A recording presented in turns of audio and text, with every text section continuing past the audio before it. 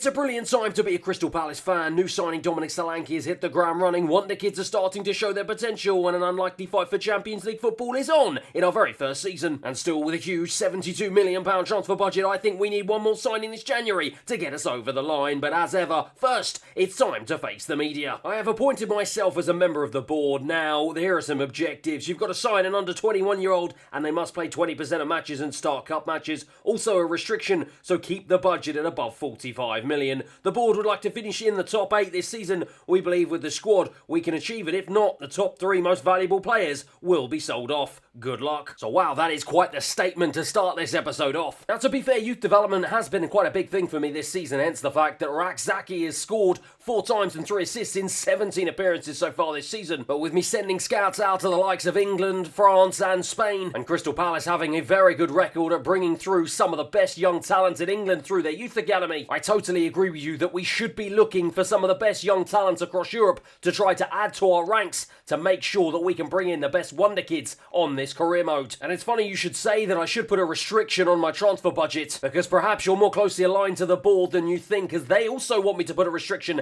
They want me to finish with just 4.25 unspent, which perhaps isn't as strict as yourself, but maybe new ownership means a tighter rein on the budget. And so by those restrictions it means that I will only have just under £30 million left to spend, which means I'm going to have to choose very wisely as to who on this transfer shortlist I'm going to bring in to try and improve the players that I've already got at the club. Speaking of the players that I do have though, you're absolutely right to suggest that we should have enough faith in them. As judging by our performances so far this season, we've been absolutely outstanding. 3rd place in the Premier League table despite losing to Liverpool in our very last game. We've only lost twice so far this season, and we are ripe for a Champions League challenge this year. I am very confident that this team and these players can hit that top 8 objective, so I accept your request. Let's see how we get on in the second half of the season. Our start at Selhurst Park is off to a flyer. However, our wins have been less than convincing, and arguably we were fortunate to nab all the points. To quote Adrian, yes, that is right. I am here to offer yet another scout report. Firstly, right back, similar to the situation on our left flank, our right flank also suffers from a lack of long-term depth. Despite Nathaniel Klein offering a somewhat reliable backup option, his career clock is ticking down, and as such, with the funds we have available, it may be prudent to invest in that area before his attributes begin to decline. To make use of a pun, Kyle Walker-Peters is an option for right back, an experienced Premier League player and someone who's really shone for Southampton this year. He could offer us great squad depth and a signing that will offer us longevity at right back. Another member of the scouting team commented on how appealing Diachi Kamada is, and I must admit I agree. Having agreed a deal in principle already with Palace, it seems only realistic to sign him with the funds we have available. And finally, the wild card. Although not an area that I feel needs immediate action, central midfield could be an area that needs a little stronger depth. Captain of Wolfsburg, Maximilian Arnold, could give us some real steel in the centre of the park. Capable of playing us some forward and defensive central positions, Arnold could provide us with a real iron centrally. So yes, that is right. What a list that is. Thank you so much once again. I really do appreciate all of the comments and suggestions. Please do keep them coming. Let's get stuck straight into those suggestions right now. Now, you're absolutely right. With the arrival of Quentin Merlin in the summer, leaving him and Tyrick Mitchell on the left-hand side of my defence pretty solid, and now 32-year-old, 74-rated Nathaniel Klein, whose contract expires in 6 months, is not exactly the long-term future here at Crystal Palace. And while Daniel Munoz has been in absolutely sensational form so far this season, racking up 6 goals and 4 assists in 18 appearances, he's certainly going to need some competition moving forward. And potentially Kyle Walker-Peters could be the answer. Since leaving Spurs, he's found himself moving to Southampton and now seemingly Las Palmas on this career mode, but I'm sure he will be absolutely desperate for a move back to the Premier League and more specifically back to London. Let's see what my scout report has to say. Now, you're not the first person to mention this man Kamada. Several comments have come in suggesting that I should bring him into the club. It looks like he's got a versatility, playing in central attacking midfield, central midfield, and up front as well. And with him being 27 years of age, it looks like he is heading into his prime as well. Now, as you well know, I did put out a poll on my channel, and only 1 episode ago, you made the decision that I shouldn't splash the cash for a central attacking midfielder. Instead, I should put my faith in some of the younger players that I've got at the club, in particular this man, Eze and Rakzaki. And as you will see, he is performing to the highest level, repaying that faith with 4 goals and 3 assists so far in 17 appearances. So whilst I agree it does make total sense to bring this young man to the club, with me making the promise to put my faith in youth this season, perhaps he's someone that I'm going to look to at the beginning of Season 2 instead. Now, central midfield is a very interesting one. I've mentioned time and time again that the likes of Decore and Adam Wharton are starting to form a formidable partnership. And with Decore being just 23 years of age and now already up to an 80 rating, and Adam Wharton up by 1 up to 77, just 19 years of age, clearly showing that great potential he has, it is a midfield partnership that I really do not want to break up. But with me only having the likes of the 29-year-old Jefferson Lerma in reserve and the 28-year-old Will Hughes at 74 rated, clearly it is an area of the team that I do need to improve the squad depth. And of course, I'm sure that the experience of this man, Maximilian Arnold, could help out some of the younger players develop even further. But looking at his stats, whilst I haven't got a full scout report back from him, it does look like if he is captain of Wolfsburg, he will be hoping to come in and make an immediate impression and go straight into my starting 11. Do I want to disrupt the morale of the squad by breaking up this midfield partnership? And do I want to risk bringing someone in who can potentially stunt the development of the likes of Decore and of course the Englishman Adam Wharton? Let me know down below in the comments what you think. Speaking of development though, after failing to come through the test of Liverpool in our last Premier League game with fatigue getting the better of us and conceding a late winner, it's time for us to dive right back into the action and take on arguably an even tougher test away from home against Manchester City. It seems like the players are getting back to full fitness, and my word, we are going to need it here today, as my starting 11 is the usual: Henderson in goal, Gay, Anderson, Pacho at the back, Mitchell at left back with Munoz on the right, Wharton and Decore in midfield with Raksaki and Vieira behind Solanke up front. It's Gay over to Tyrick Mitchell to start us off in this game, and that's a lovely little turn away from the defender there from Mitchell, and Raksaki now can play the young man back in. It's a wonderful interchanging pass in between the two of them. Can Mitchell play it across? He's looking for Vieira at the back post who can't quite reach it. It's Pacho into Anderson. It's all Crystal Palace here in the opening 5 to 10 minutes as Vieira now has it. It's a lovely ball into the right back, and the right back strikes and forces Edison into his first save of the game. Well, with runs like that, it's not hard to see why he has racked up so many goals and assists so far this campaign. He was inches away from getting the better of Edison that time. So unlucky from the right back, but we've got a corner for our troubles, and it's one that Adam Wharton is going to take. He's going to throw this one into the penalty spot. Looks for Mark Gay with a big head. Edison's second big save. My goodness, we have started this game on absolute fire here, away from home, in front of the travelling fans as Munoz off the bar. Henderson now.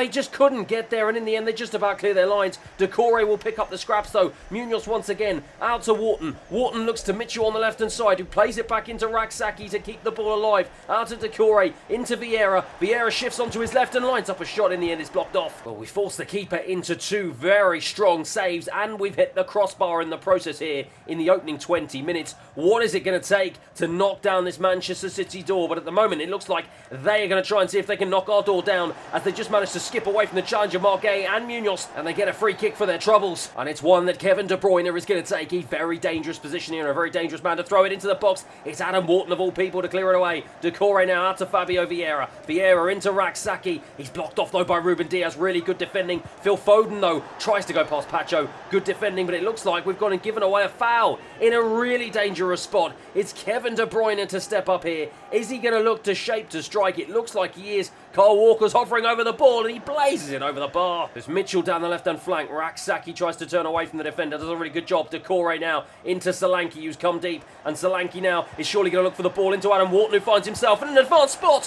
who forces Edison into his third big save of the game. We are knocking and knocking that Manchester City door, but we still can't break it down. It's Tyrick Mitchell on the left-hand side into Decore. Raksaki has picked up a nice little pocket of space centrally into Adam Wharton. Adam Wharton has options here. He's found Mitchell. Mitchell into the box, into Raksaki. Turns onto his right. Tries to strike. Dominic Solanke will now take it on, but Acuna is there. That is absolutely stupendous defending. There's Jeremy Doku now to try and burst down this left-hand flank. He's got an option ahead of him, but Munoz is one step further. Solanke now knocks it into Fabio Vieira, who gives it back to Solanke, and now the Englishman can drive into the box here. Solanke goes all the way by himself and drags it well wide. Well, how many chances does one team need? We've absolutely battered Man City in the opening 45 minutes, but we've got nothing to show for it whatsoever. And as it stands, it remains 0-0, and City still have an opportunity to collect the 3 points here today. It's Raksaki now once again to bring it forward, and he bursts central. This is a lovely run from the young man out wide to Tyrick Mitchell. Beautiful stuff. Tyrick Mitchell with the cut back into Solanke, blocked off by the defender. Raksaki tries to get there. Ake gets there first, and they clear their lines once again. This is a Crystal Palace team absolutely brimming with confidence.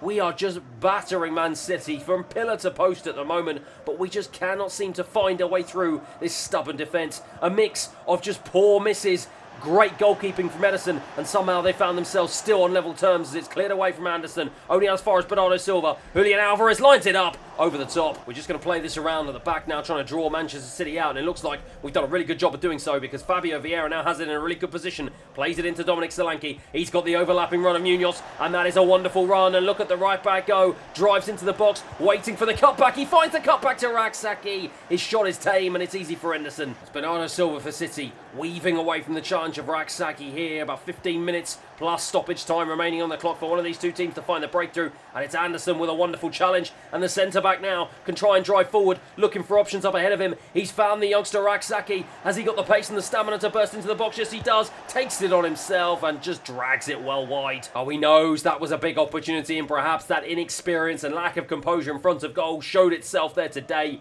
He should have maybe just cut it back, look for the substitute Mateta, but unfortunately it wasn't meant to be, and it remains 0-0. Into Gay.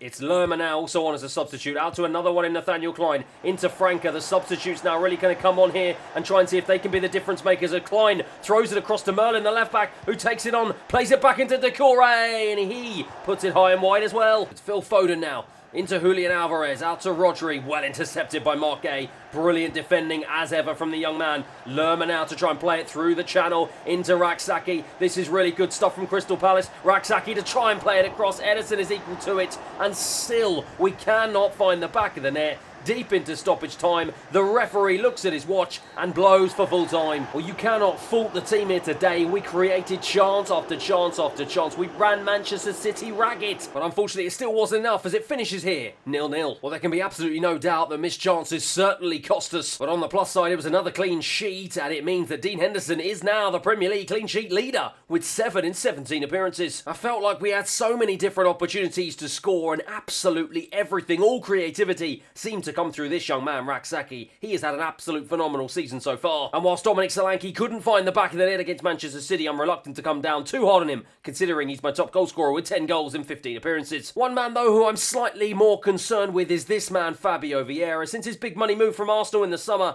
he hasn't exactly shone brightly. In fact, he's being outshone by the Crystal Palace wonder kid, Rak-Sakyi. He's only scored once in 17 appearances, he's only got 2 assists, and he hasn't got any goals in the Premier League so far. And whilst I have promised that I'm not going to splash the cash and bring in another central attacking midfielder in January, forget about looking to bring in more experience to replace Rak-Sakyi. It's going to be Fabio Vieira who's going to be in the firing line for some of these transfer targets that I've got when the summer transfer window opens next season. However, after getting past Cardiff City in the quarterfinals of the Carabao Cup, it's not just the Premier League where we're looking to potentially have some success this season, but it may also be in other domestic competitions as well, as we snuck into the semi-final where we're going to be facing off against Manchester United in our first hope of silverware this season in the Carabao Cup. However, after picking up another 3 points at home, 2-1 against Brighton, but then dropping those 3 points 2-1 away from home against Chelsea, courtesy of an early penalty miss from Dominic Solanke, and then following it up with our first back-to-back losses of the season, 1-0 at home against Brentford, with it being fine margins at the top end of the table and our Champions League hopes starting to slip away with us moving down to 6th, and with the January transfer window now officially open, I think this squad are in desperate need of a lift. Now obviously looking at the team, the most obvious place that needs improving is certainly this central attacking midfield position, but as I've said time and time again, I made a promise to you that I'm not going to splash the cash on this very area of the pitch. Instead, I'm going to give priority to some of the younger players I've got at the team, so that means it's time to focus on somewhere else. Now obviously you know I brought in Dominic Solanke in the summer transfer window, and he's hit the ground running, providing stiff competition to this man Jean-Philippe Mateta, who seems to have struggled since his arrival with only 1 goal in 6 appearances. Once again, I don't think up front is a key priority for me right now. So that then leaves me with the option of either strengthening my back line or bringing in some improvements to the centre of the midfield. Now with the likes of Joachim Anderson, the young Scarlet, Mark Gay, and also William Pacho all now moving up to an 80 overall rating and being a key component to why this team has been so successful defensively this season,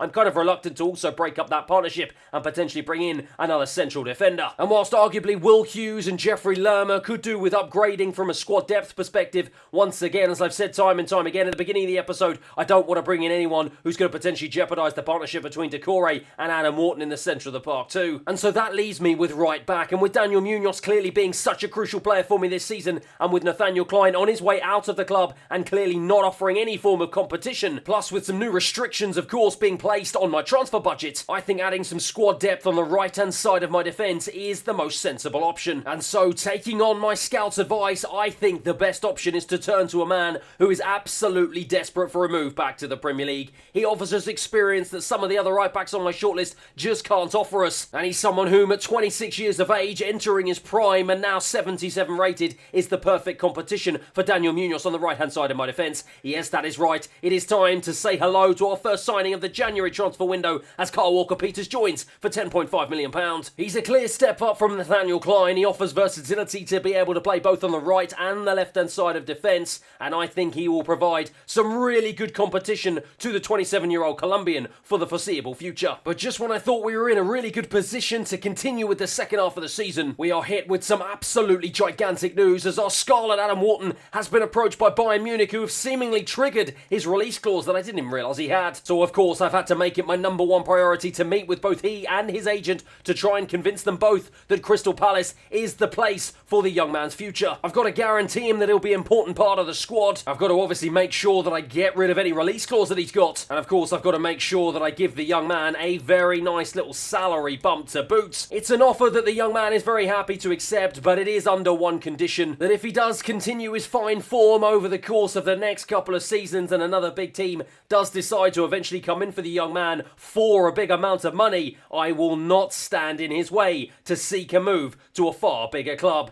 It's a hard deal for me to accept, but I've got to if I want to keep hold of his services. But for now though, it's time to get our focus back on the football, because under the lights here at Selhurst Park, the fans begin to fill the stadium as we're going to be facing off in a titanic clash against Manchester United in the first leg of the Carabao Cup semi-final. And it's also a first opportunity for new signing Kyle Walker-Peters to make his debut and make a claim for that right-back spot. But as you can see, with Vieira running on fumes here, he's dropped to the bench, and Daniel Munoz has actually made the step up here into the right-hand side of that midfield to try and see if he can make a partner with Raksaki behind Solanke up front. There's Lucas Vazquez for Manchester City here in the opening 5 minutes, and that's a lovely ball throughout to Bruno Fernandes on the right-hand side. Pacho is equal to it though, of course. Brilliant defending from the young man. I wouldn't expect anything less. Now Raksaki will bring it forward, and he's absolutely taken out there by the Manchester United midfield.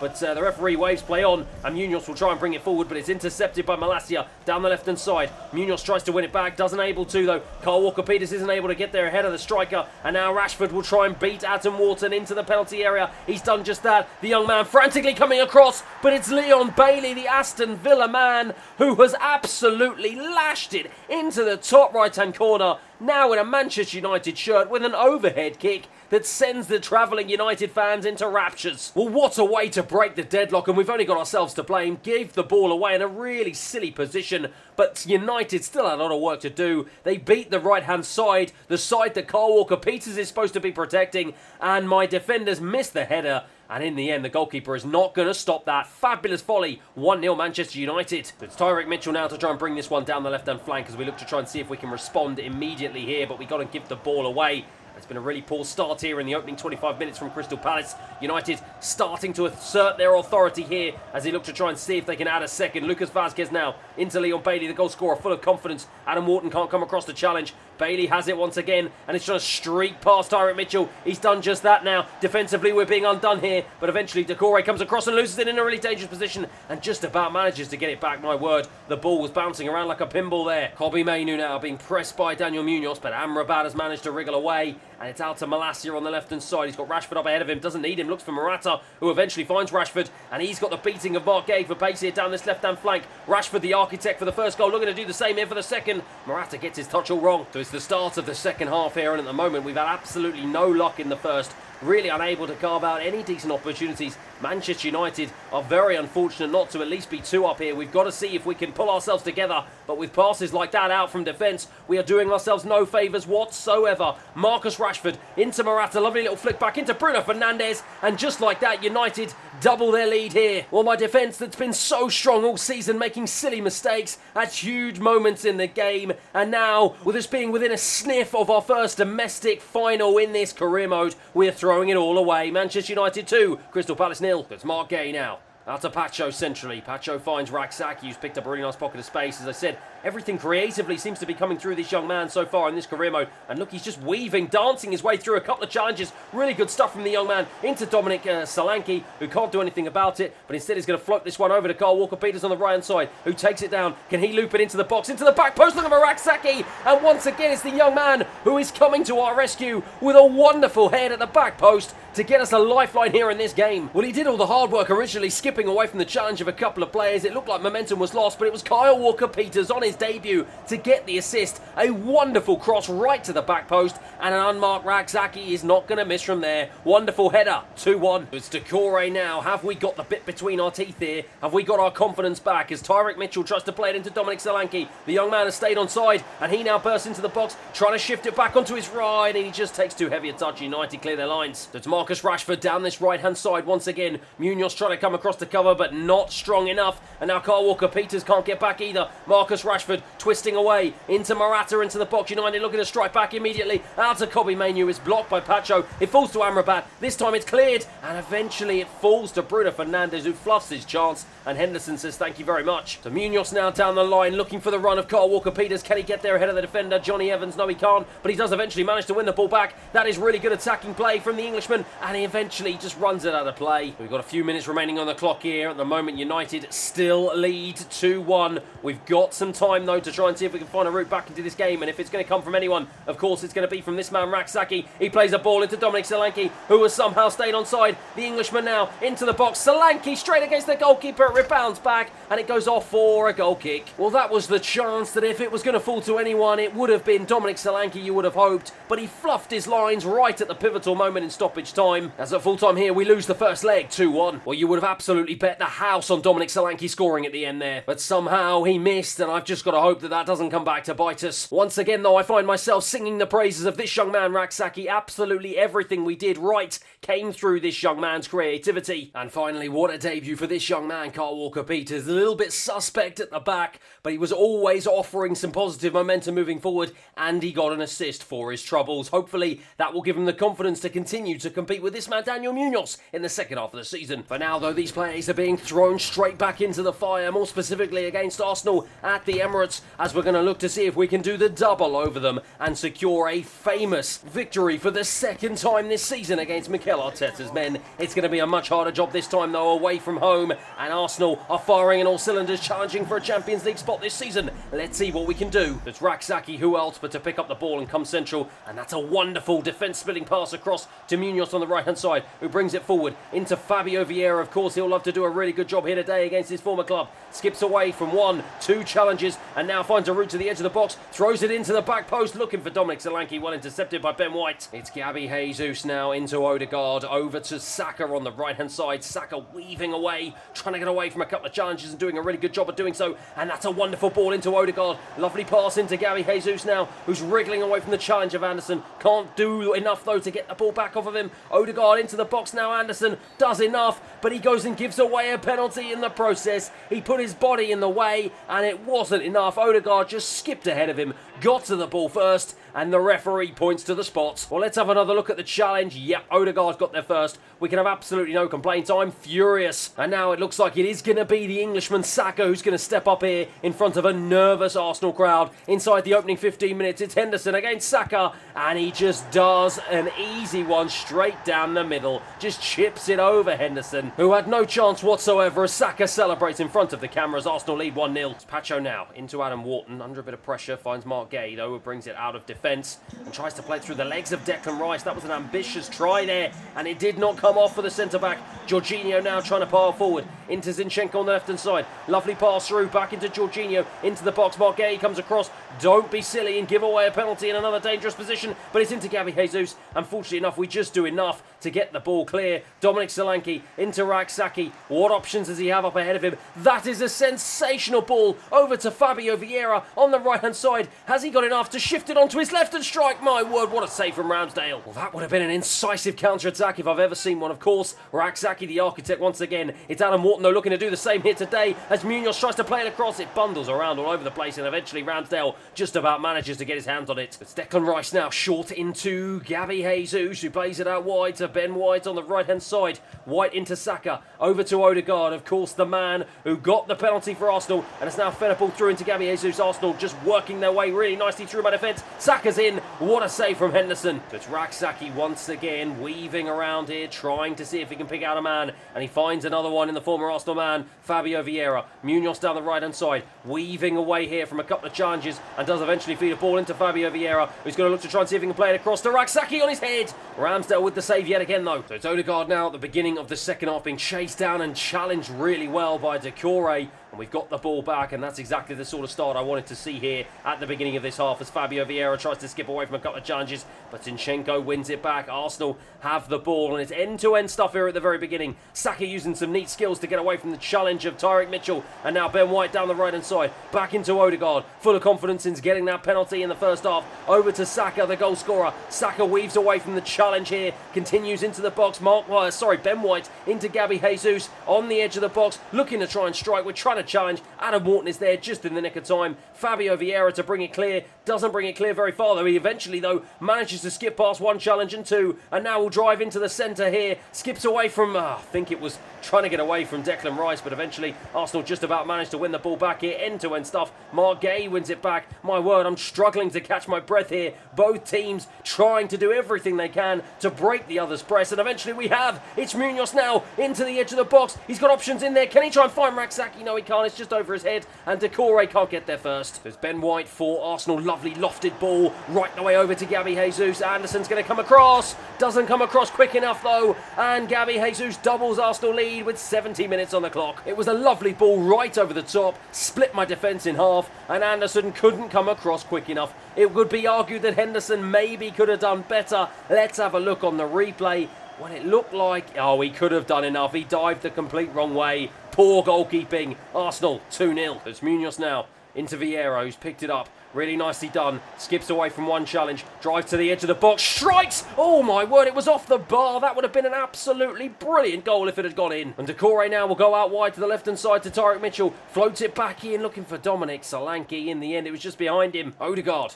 Out to Saka, back into Odegaard. Really nicely done here by Arsenal. Back out to Saka as they look to try and see if they can add a third, but Pacho comes across. Good defending from the young man. Decore tries to get away. Doesn't get away quick enough though. Arsenal really putting the pressure on as they look to turn the screw to put this game well and truly to bed. It's Jorginho right on the edge of my box. Wharton can't do enough. That's a lovely ball through from the Italian into Zinchenko into Trossard. Henderson with a big save. And it's Odegaard who's going to take the corner. It looks like he's going to try and take this one short into his attacking partner Saka, who tries to do the dance around Raksaki, but eventually we manage just about to win the ball back. And Raksaki now will of course be the man to try and burst forward here and see if he can ignite some sort of attack. And he does. Straight into Jefferson Lerma on as a substitute. The central defensive midfielder with his chance to get one back for us. And it's another big save from Ramsdale. Well, if there was anyone there you would have wanted to go through, it wouldn't have been a central defensive midfielder. And it just went to show, but he tried to make amends with that header. But Ramsdale has been an absolute mountain in between the sticks here today. As the referee blows for full time, Arsenal fans fly the flag and the players celebrate. As a full-time era finishes, Arsenal 2, Palace 0. Well, it's a tough one to take, just outclassed by better opposition. But is this the start of a worrying slump? We've now slipped down to 7th place. Our Champions League fight seems to be slipping from our hands. And with us having the second leg tie to resurrect our Carabao Cup chances against United in our very next game, this squad need to try and find their form, and they need to find it fast. But that is where we're going to end today's episode. Thank you everyone for watching, and your usual comments, subscriptions, really do appreciate it.